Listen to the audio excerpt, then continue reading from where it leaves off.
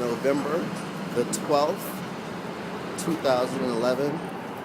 I am in New York City in an area called the Financial District. Excuse me. And I'm in New York, taking care of a little business. But I wanted to come down here to see the Occupy Wall Street movement. It's a movement that's started up a few months ago, and it really is about protesting the greed in this country. 1% of America controls 40% of the wealth, and I don't really know exactly how it started, so I'm going to get a little bit more educated about it, but I know I love the movement, and I love what it stands for.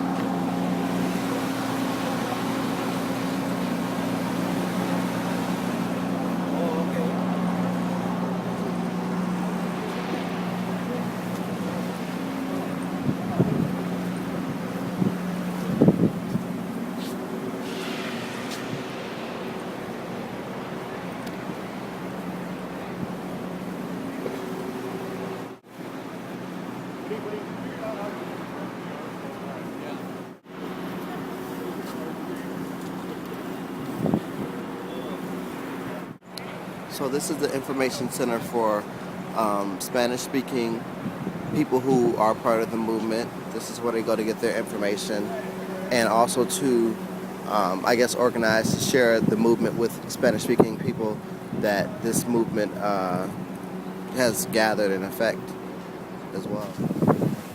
The area that I'm in right now is the tents that people are actually sleeping in. They've pretty much built a community in a park right near Wall Street. And as you can see, there's plenty of tents and there's plenty of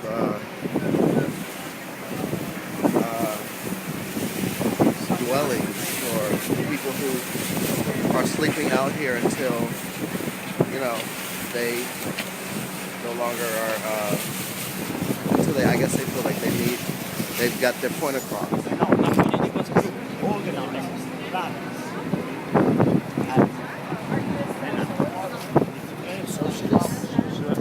Why socialist? You know what? I think everyone should have status. Everyone should have the opportunity. I don't put profit before. Yeah, I came out of the age of 16, so because my father was coming out. My mom had to say what? Home is where I lay my pen. That's where home is. Oh, I'll always have an allegiance to it. It's my hometown. Raised in virtues and values. My allegiance is more to myself and family. Because I don't trust anyone that says that they have my best interests at heart. And yet again, these sorts of things also happen. There's corrupt issues also in England as well. Do you want a global economy, or what do you want?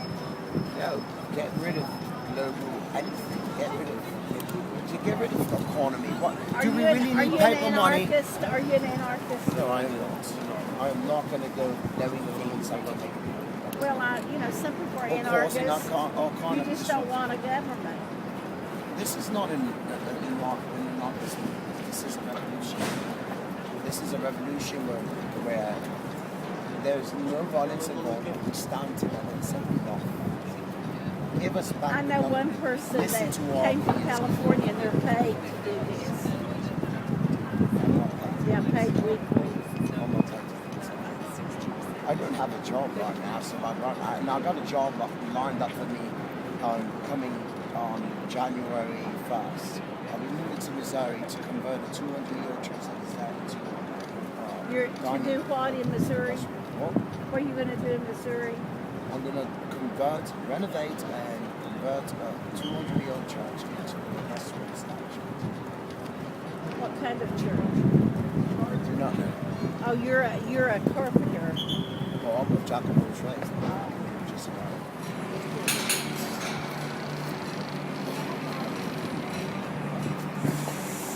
This young lady name is Audria, and you might think she's getting her morning workout, but actually she is on the bike because she's using it to provide energy for the rest of the food center. To a battery charging. Kitchen is using And this, the battery for cooking. and they're using the battery, like she said, for cooking and supplying food for everyone who is a part of the movement. That's great. Yeah. My ways to work out. And a great way to work out too, yeah. So do people do it in shifts or? Well, they're just setting the bikes up now, so I think, hopefully people will come down and ride. Okay. It's a good place to work out. It's cheaper than Equinox. Cheaper than Equinox, that is so true. And the Reebok Sports Club, yeah. Well, thank you very much. You're welcome. Oh, it's fine. And this flag represents the 99% of Americans who are not in the 1%. This is the first aid area as well. Colleen, who is the press and No. We are part-time volunteers. Okay. We're organizing the volunteers who've just come down here part-time. Great. And so can you just tell people exactly how the movement started, how long you've been out here? And I actually am not the best person for Okay. that. I just came from Ann Arbor a couple days ago. I used to live in Ann Arbor. I went to U of M. And so one of the things that persuaded me here was that it is a leaderless movement, and it is a movement that doesn't have demands and goals. And the reason I think that's more powerful than the things I participated in during the Vietnam War is that if you have a goal or a demand, then people take sides. They're against it, they're for it, whatever. If you say what we want to do is change how you relate to these institutions, then we've got a much more powerful movement, because we don't need you to be for me or against me. We need you to identify your passion, the piece of the problem that you care most intensely about, and then do something. And the something can be as simple as at Thanksgiving, when everybody's around there, chat it up, talk about it. Get 3 people in your family to close their bank account and move to a credit union. Okay? Whatever your passion is, engage 3 more people at Thanksgiving, and we will have quadrupled the number of people. That's times 4 at that point. If each of us takes a hold of one little piece that we care intensely about, then you've got something to change the world. That's powerful. Yeah. And that's why I think it's important that it's a leaderless movement without a demand, because until you get how much more powerful it is to not have a single demand, and to just ask everybody to start doing something to make a difference. Everybody waits for the other guy to do something. Okay, we're the other guy, we're doing something. Now, my question at our desk when people come up is, hi, how can you help us? Not how can we help you, but Exactly. how can you help us? Can you talk to somebody? Can you convert one person into understanding what's happening here? I have a question. How, of course, like I told you, I used to live in Ann Arbor, and I went to U of M, and there are so many people who are in denial that they're a part of the 99%. How do you? Okay. That they don't have to feel like they're part of a big movement and a big social issue solving the world's problems. They have something that they're upset about. You just have to help them figure out what they don't like. And they'll tell you a story. They don't like their job, but they can't move because, they can't get another one. Or they know somebody who's in these dire straits or whatever.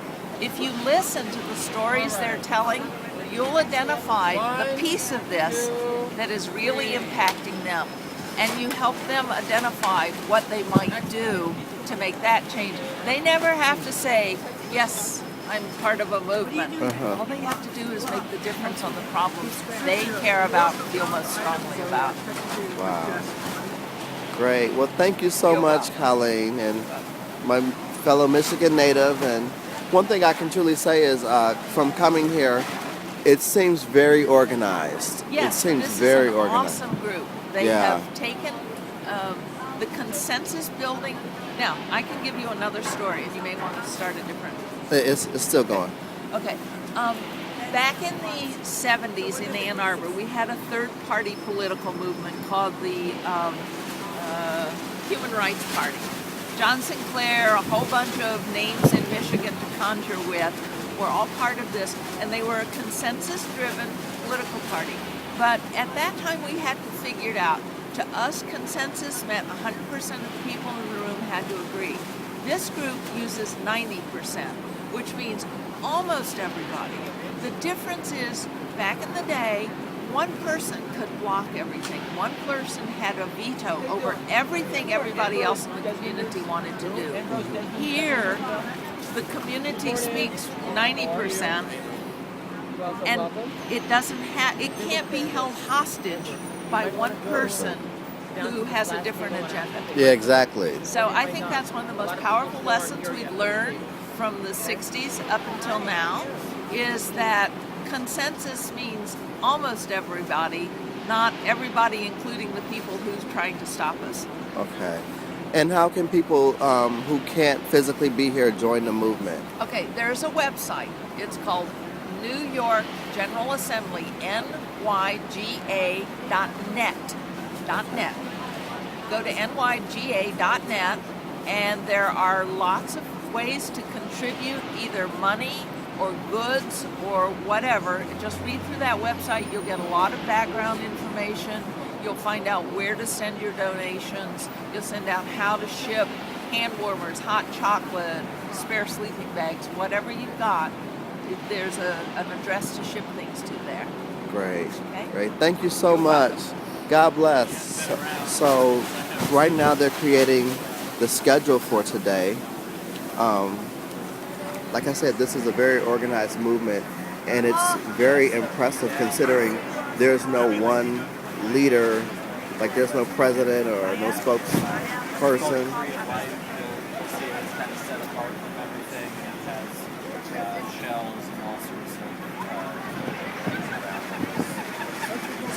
Remember, I showed you the clips of the lady on the bike pedaling, providing power for the kitchen. Well, this is some bikes that people have donated to, I guess, help with that process. And they're probably going to start other areas that they'll use that type of energy for to provide power.